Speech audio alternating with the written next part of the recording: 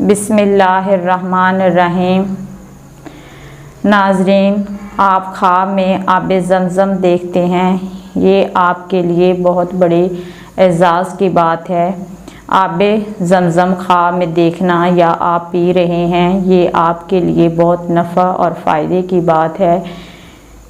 आप आब ज़मज़म पी रहे हैं, ये इस बात की तरफ इशारा है कि आप दीन के खादिम बनेंगे, और अगर आप बीमार हैं तो शफा पा लेंगे, और अगर आप तंगदस्त हैं तो अल्लाह ताला आपके रिज़्क़ में बरकत डाल देगा और आपकी तंगी दूर कर देगा, और आप दीन के मददगार बनेंगे।